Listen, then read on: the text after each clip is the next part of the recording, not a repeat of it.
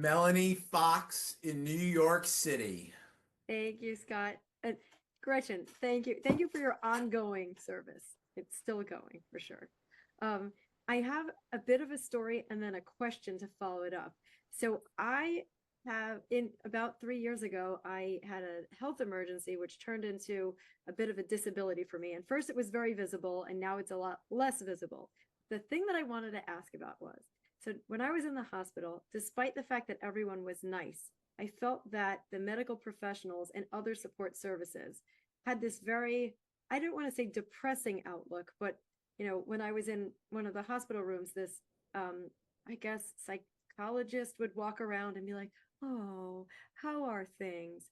And this like very gloomy, like, "I need to pick you up from depression." I'm like, "I'm great. Talk to my husband. He's sad. I'm great. Tell my parents I'm going to be fine. I'm great." And they seemed very shocked by it. And then when I said, "Hey, I'm doing my thing with this disability. What can I get for it? Can I get a sticker? Can I get a sign? Can I get a thing for my parents' car so they could drop me? Like, what can I get? Can my business get a thing? Like small business enterprise? Is there a disability?" And they kept saying, "Oh, but no, we don't have anything like that. But how are you feeling?" And they kept doing this like depressed look thing where they said, "Well, are you doing your normal activities? Or do you find yourself not socializing?" I said, "I'm more social than I was before, but like, what's proactive? What can we do?" And like they just didn't have an answer. So my question for you after this massive long story is there anything that you can do, not just to help, like, whether it's accident victims not be victims or people with disabilities, but can you help people in medical staffs and hospitals get on your page and make people not feel so sorry, but feel like they're gonna go and conquer something or be active? And have you Yeah, encountered the same thing? Yeah. absolutely. In fact, I've just been on a big speaking thing, speaking to regional hospital, state hospital things about that very thing. And I know that for me, when I was recovering and I was at Walter Reed and for 18 months, which is a long time to be in a hospital. And what I found was that the caregivers would do that very thing. Okay. They almost wanted to coddle you a little bit. Okay. Like prevent you from doing things. And we're putting thoughts in your mind about what the things that you couldn't do.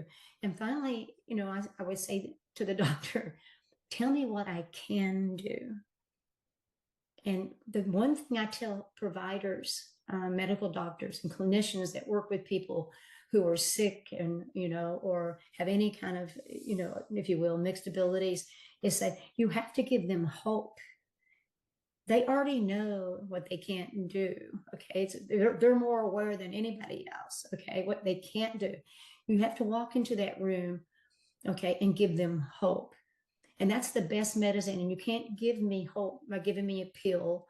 You can't give me hope necessarily by treatment, but you can give me hope with words. You can say, I don't know, Gretchen, that you'll ever hear again, but technology is an amazing thing. And maybe somewhere down the road, we're going to figure out a way that you're going to be able to hear your grandson's voice someday. And I don't know, Gretchen, about your traumatic brain injury. Right now, we're doing the best that we can. But down the road, we might be able to develop something that could restore some of what you lost. And so it's this positive talk that they leave the people that they're caring for with.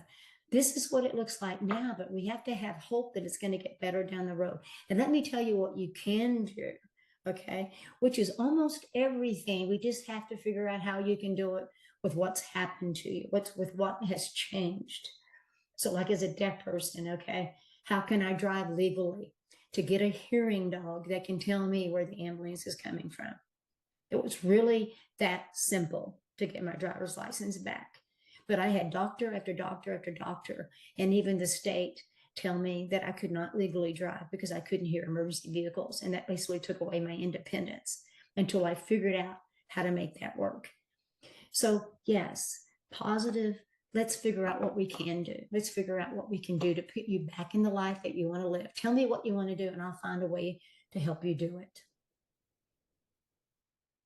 Did Thank you that so answer your much. question? Yes, and I just hope that everybody listens to you so they get people being active and not, not I feel like it makes people uncomfortable that like it almost made the doctors uncomfortable that I wasn't depressed. And so I think that if people watched your video and they see you, maybe they'll do a little turnaround. So I hope you actively start training people at hospitals to have your attitude.